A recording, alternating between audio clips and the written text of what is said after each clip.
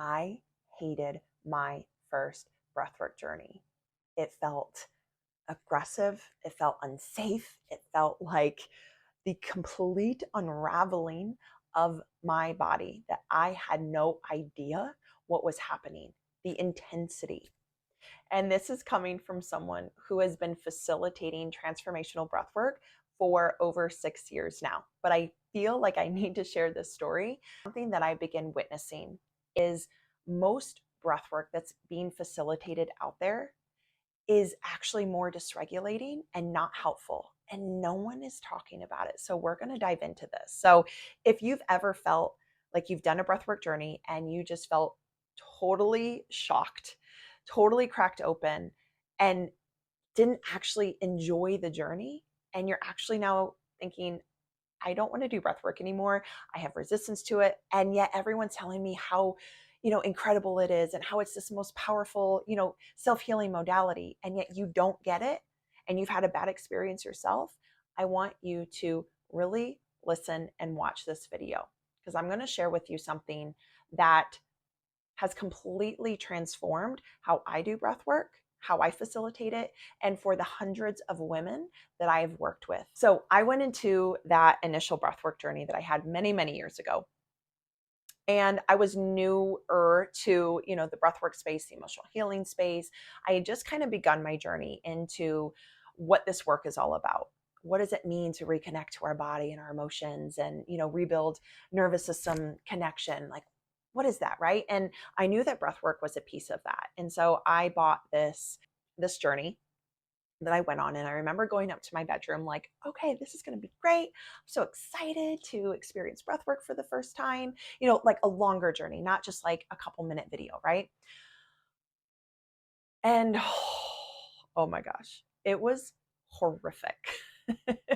It was the most intense experience that I had ever had. And it was something that I was not quite ready for. And so this woman who I bought this breathwork journey from, very popular breathwork facilitator. She had a very popular breathwork school. And so I'm like, okay, she's reputable. She knows what she's doing. Let's go for it. And I remember laying upstairs in my bed. I had, told my husband, my kids were young at the time. I was like, all right, I'm going to go upstairs. I don't know what this is going to be. I have no idea. I know that it can be this big transformative experience, but like, I really don't know what this is going to look like. So he's like, all right, cool, have fun, So I go upstairs, close the room, lock the door, and I start doing this 3-part mouth pattern. Okay, so I'm following the guidance, I'm going faster, I'm going deeper, and I'm like, okay, this feels really yucky. Okay, I don't like this. Oh my gosh, this is intense. Oh my gosh, this is painful. What is happening? My hands are like seizing up. My body is like shaking. And I'm like, in the middle of it, I'm like, is this what this is? Like, oh my gosh, this is terrible. Okay. So long story short, I actually end this recording far earlier than it was. And I'm like, no, this is a hard no. I don't like the way that this is feeling. I'm done. Okay. So I close the computer and I'm like, breath work, no, thank you, not for me. Okay. I, for an entire year, wanted nothing to do with breath work. Every time I thought about it, every time I saw, this woman talking about it and how transformed it was, I'm just like, is she crazy? Like, that was terrible. That was terrible. And so I just had massive resistance to doing any more breath work, let alone becoming a breathwork facilitator, right? So a year passes and I'm like, okay, I keep seeing how powerful it is. All of these different people, I was reading a few books about it. I'm like, gosh, if I'm all about nervous system, I'm all about emotional healing. Like, there was just something that continued to guide me back to breath work. And I'm like, okay, let's give it another shot. And so I decided to do another breathwork journey. But this time I said, I'm not going to do it with such intensity. I'm going to go really slow with myself. I'm going to do a different pattern and I'm just going to go at my pace. I remember that journey being like they describe breathwork to being one of the most transformative healing moments of time in that breathwork journey, which I decided, let's go slow, let's go gentle, do a different pattern. My body completely opened up. Was there still intensity and some discomfort that came up? 1,000,000%. But I was able to go to this depth and this layer that I had never been on with myself. And it wasn't from this place of intensity. It wasn't from this place of like big cathartic release.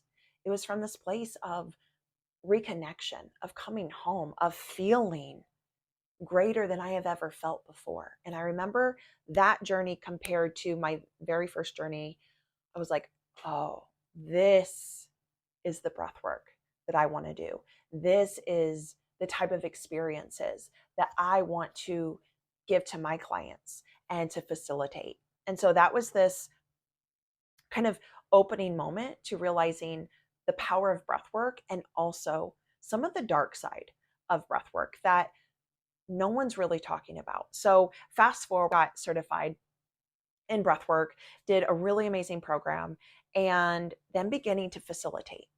And what started to happen was client after client, woman after woman started to come up to me and saying, I've done breathwork before and I really hated it.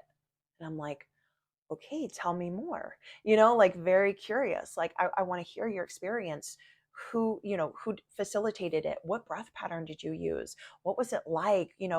All of this. And this happened again and again and again, to the point where I started to joke of like, the people that hate breath work or are resistant to breath work because they've had a bad experience, those are the ones that now just naturally come to me because they understand that I'm doing breath work in a different way, a way that's actually about wholeness and reconnection and feeling at home in ourselves, rather than this scary place where we're like going to these big, deep, dark places within ourselves before the body is actually ready. And a lot of these women, these clients that were coming to me were like, is something wrong with me? Like, why didn't I like breath work? Why was that a bad experience for me? But, some other people are saying it was great. Shared with them is like, you did not fail at breath work. Your body was simply protecting you. It was simply sharing with you that it is not ready for that level of intensity. It was not ready for these big cathartic releases. And so over the years, I have learned that there has to be a process in which we really warm up people's body and warm up people's nervous system. And yet, breathwork industry, the emotional healing industry, really rewards intensity. It rewards, the big releases, the loud catharsis. You see videos of these people having these big, immense, breakthroughs, and you're like, oh, that's what it needs to be. Oh, that's what I need to facilitate, or that's what, breath work is supposed to look like. So somewhere along the line, the louder the release became like, was synonymous with, oh, that's powerful healing, or that's what it should be. But what I began to experience with my clients and my own personal journey was that a lot of times we're pushing the body, we're pushing the nervous system into these big cathartic releases before it's actually even ready for that, before it actually even has this foundation of safety, of reconnection with what we're feeling, and the capacity to feel these big intense sensations. A lot of times we're forcing the body into that, and we think, oh, because they cried before, because they had this big intense release, they must now have healed. And the fact of the matter is, we're actually dysregulating people's nervous systems when we do that, if they're not ready for it. Some people might be, but if we're just pushing people into that state before they're ready, it actually can be a place where we re-traumatize people. Okay, where an experience that's trauma is something that was too big, too soon. The body didn't know how to process it and hold it and feel it. And it becomes this moment in time that it memorizes trauma, not safe, threat. Okay, so when we go and we do these big breathwork journeys that people have, again, this really big, intense response to, they could actually be re-traumatized because it was so big and intense and they didn't know how to handle it. They didn't have the capacity of safety and connection built inside their system. And this is what I began to see again and again and again in my clients that were coming to me saying, ew, breath work, and I'm like, let's talk about this. Let's dive deeper into this. This was something then we moved through and we shifted in how we did the breath work together. And session after session, they were like, oh, I like this breath work. Oh, this was really amazing. Whoa, that was powerful. Wow, I feel like I returned to myself. I feel like I moved through so much emotions without it being this really scary process. And so I want you to understand is breath work itself, transformational breath work, isn't the problem.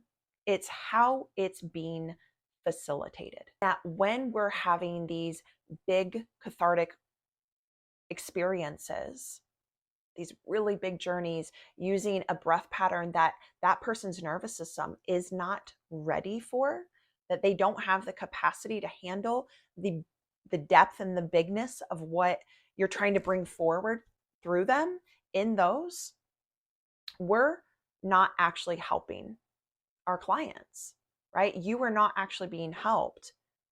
We're actually just pushing them into emotional states that really is not best for them.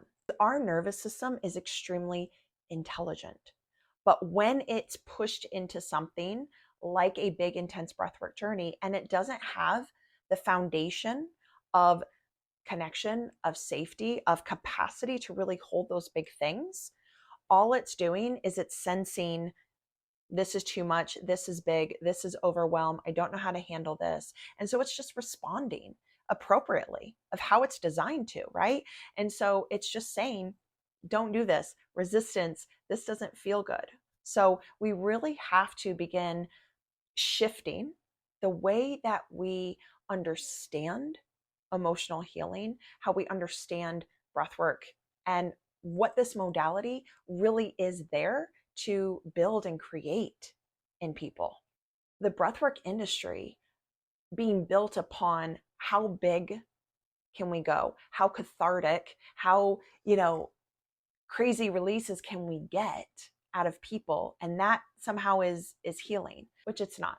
That is not transformation, that is not growth, that is not wholeness.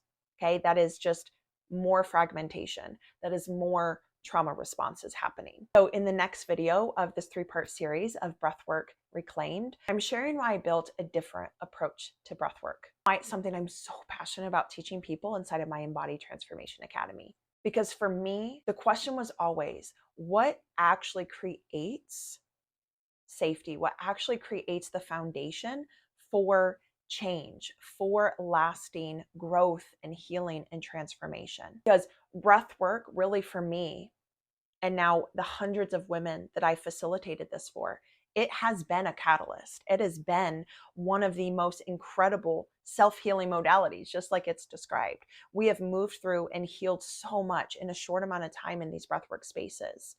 But also, I've seen the ugly side of it. I've seen the dark side of it, the other side.